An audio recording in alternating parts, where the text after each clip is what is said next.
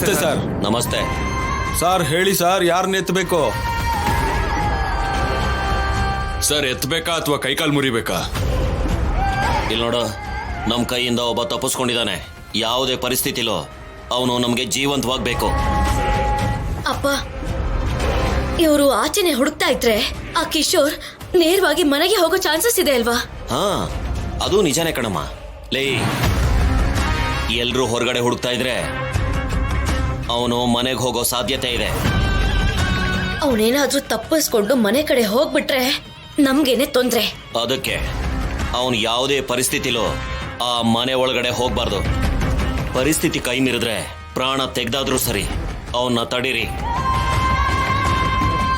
ಅವನ್ನ ಮಾತ್ರ ಯಾವುದೇ ಪರಿಸ್ಥಿತಿಲೂ ಮನೆಗೆ ಹೋಗಕ್ ಬಿಡ್ಬಾರ್ದು. ಇಲ್ಲಿ ನೋಡ್ರೋ, ಆ ಮನೆ ಮುಂದೆ ಇಬ್ರು ಕಾವಲು ಕಾಯ್ರಿ. Okay sir. ಉಳ್ದಿಬ್ರು ಇಡೀ ಊರೆಲ್ಲ ಹುಡುಕಿ. ನಮಗ್ ಹೇಳಿದ್ರಲ್ಲ ಸರ್, ನಮಗ್ ಬಿಟ್ಬಿಡಿ, ನಾವೇ ನೋಡ್ಕೋತೀವಿ ಅಲ್ಲ. ಅವನು ಹೊರಗಡೆ ಓಡಾಡಿದ್ರೆ ಸಮಸ್ಯೆ ಇಲ್ಲ. ಆ ಮನೆವರೆಗೂ ಹೋದ ಅಂದ್ರೆ ಆ ಮನೆಯಲ್ಲಿ ಒಂದು ಹುಲಿ ಇದೆ. ಆ ಹುಲಿ ಕಣ್ಣಿಗೆ ಬಿದ್ರೆ ನಿಮ್ ಪ್ರಾಣ ಉಳಿಯಲ್ಲ. ಅದಕ್ಕೆ ಅವ್ರ ಕಣ್ಣಿಗೆ ಬೀಳೋಕು ಮುಂಚೆನೆ ಅವನ್ನ ನೀವು ಹಿಡಿಬೇಕು. ಆಯ್ತು ಮೇಡಮ್. ಬೇಗ ಹೊರಡಿ.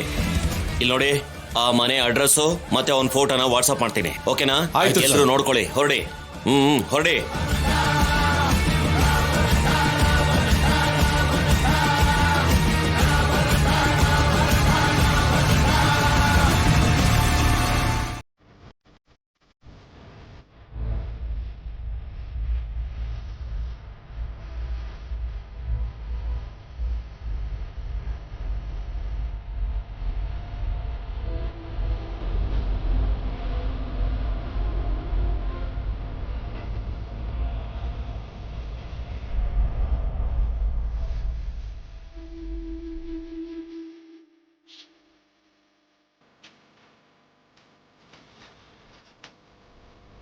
ಯಾರು ಏನ್ ಅನ್ಕೊಂಡ್ರು, ನೀವೆಲ್ಲರೂ ಏನೇ ಆಗೋದ್ರು, ನನಗೆ ನಾನು ಪ್ರೀತಿಸಿರೋ ಶೌರ್ಯ ಮುಖ್ಯ ಆಗಿರೋದಕ್ಕೆ ನಾನು ಶೌರ್ಯನ ಜೊತೆ ಓಡ್ ಹೋಗ್ತಿದ್ದೀನಿ. ನಾನು ಹೇಳ್ತಿರೋದು ನಿಜಾನೇ ಅಪ್ಪ. ಶೌರ್ಯ ಸರ್ ಯಾವ ತಪ್ಪು ಮಾಡಿಲ್ಲ. ನಿಮ್ಮನ್ ಬಿಟ್ಟು ಅವ್ರ ಜೊತೆ ಓಡ್ ಹೋಗ್ಬೇಕು ಅಂತ ನಾನು ಯಾವತ್ತೂ ಅನ್ಕೊಂಡೇ ಇಲ್ಲ ಅಪ್ಪ.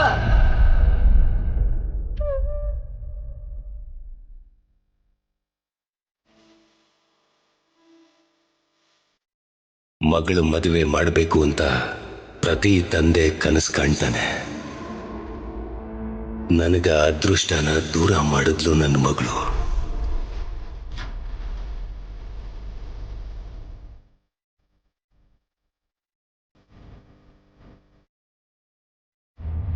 ರಾಜಿ, ಬಂದ್ಯಮ್ಮ? ಬಾ ಮಗಳೇ. ಏನಮ್ಮ, ಆ ಹುಡುಗ ಹೇಗಿದ್ದಾನೆ? ಅವನಿಗೇನು ತೊಂದರೆ ಇಲ್ಲ ತಾನೆ? ಇಲ್ಲ ಅಜ್ಜಿ. ಹೋಗ್ಲಿ ಬಿಡಮ್ಮ.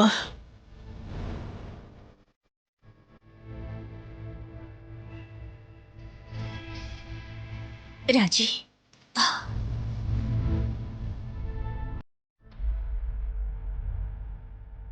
ಹೋಗ್ಲಿ ಬಿಡಮ್ಮ. ಏನಾಯ್ತೋ ಏನೋ, ಏನು ವಿಷಯ ಕೇಳ್ಬೇಕಾಗಿ ಬರುತ್ತೋ ಅಂತ ತುಂಬಾ ಭಯ ಪಡ್ತಿದ್ವಿ. ಹೌದು, ಆ ಹುಡುಗ ಒಬ್ಬನೇ ಹಾಸ್ಪಿಟ್ಲಲ್ಲಿ ಬಿಟ್ಟು ನೀವಿಬ್ರೇ ಬಂದಿದ್ದೀರಲ್ಲ. ಶೌರ್ಯನ ಡಿಸ್ಚಾರ್ಜ್ ಮಾಡಿದ್ರು ಅಜ್ಜಿ. ಅವ್ನ ಮನೆ ಕರ್ಕೊಂಡು ಹೋದ್ರು. ಹೌದಾ? ಮತ್ತೆ ಈಗ ಶೌರ್ಯ ಅವ್ರ ತಂದೆ ಹೇಗಿದ್ದಾರೆ? ಅವ್ರಿಗೇನು ಅಪಾಯ ಇಲ್ಲ.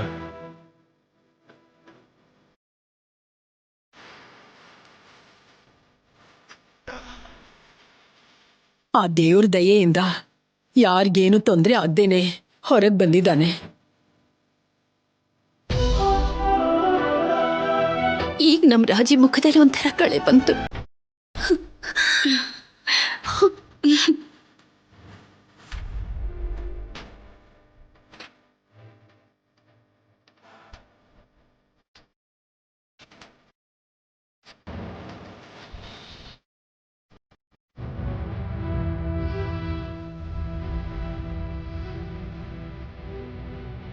ಭಯ ಪಟ್ಟಿದ್ದೆ ಅಮ್ಮ.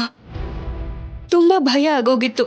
ನನ್ನಿಂದ ಅವರು ತುಂಬಾ ಅವಮಾನ ಅನುಭವಿಸಿದ್ರು, ತುಂಬಾ ನೋವು ಅನುಭವಿಸಿದ್ರು. ಕಡೆಗೆ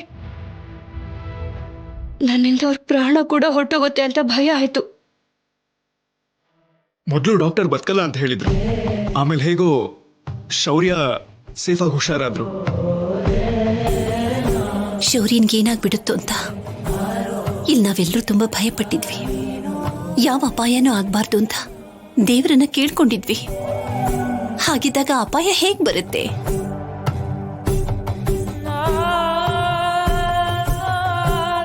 ಅದೆಲ್ಲಕ್ಕಿಂತನೂ ಮುಖ್ಯವಾಗಿ ರಾಜಿ ಎಷ್ಟು ದೇವರುಗಳನ್ನ ಕೇಳ್ಕೊಂಡ್ಲು. ಇಷ್ಟೆಲ್ಲ ನೋವುಗಳನ್ನ ಕೊಟ್ಟು, ಇವಳಿಗಿಷ್ಟೆಲ್ಲ ಪರೀಕ್ಷೆಗಳನ್ನ ಕೊಟ್ಟು, ಇನ್ನು ಆ ಹುಡುಗನ ಪ್ರಾಣ ಕೂಡ ತೆಗೆದ್ಬಿಟ್ರೆ ಇವಳು ಏನಾಗ್ಬಿಡ್ತಾಳೋ ಏನೋ ಅಂತ ಆ ದೇವರು ಇವಳ ಮೇಲೆ ಕರುಣೆ ತೋರಿಸಿದಾನೆ. ಅದಕ್ಕೆ ಆ ಹುಡುಗನ ಹುಷಾರು ಮಾಡಿ ಹೊರಗಡೆ ಕಳಿಸ್ತಾ ಇದ್ದಾನೆ. ಏನೋ ಅಮ್ಮ, ಕೆಟ್ಟ ದಿನಗಳು ಹೋಗಿ ಒಳ್ಳೆ ದಿನಗಳು ಬಂದಿದೆ. ರಾಜಲಕ್ಷ್ಮಿ ನೋವು ಪಡ್ತಿದ್ರೆ ಇಷ್ಟು ದಿನ ನೋಡ್ತಾ ಇರೋದು ಬಿಟ್ರೆ ಏನೂ ಮಾಡೋಕ್ಕಾಗ್ಲಿಲ್ಲ. ಇವಾಗ ಕಳೆದಿರೋದು ರಾಜಲಕ್ಷ್ಮಿ ನೋವು ಮಾತ್ರನೇ ಅಲ್ಲ, ನಮ್ಮೆಲ್ಲರೂ ನೋವು ಕೂಡ. ನೀವೇನ್ರಿ ಅಷ್ಟು ದೂರದಲ್ಲಿ ನಿಂತ್ಕೊಂಡಿದ್ದೀರಾ? ರಾಜು, ಆ ಹುಡುಗಂಗೆ ಏನು ತೊಂದರೆ ಆಗಿಲ್ಲ ಅಂತ ಮಗಳು ಸಂತೋಷವಾಗಿ ಬಂದ್ರೆ ನೀನ್ಯಾಕೋ ಏನೋ ಮಾತಾಡ್ದೆ ಹಾಗೆ ನಿಂತಿದ್ಯಾ?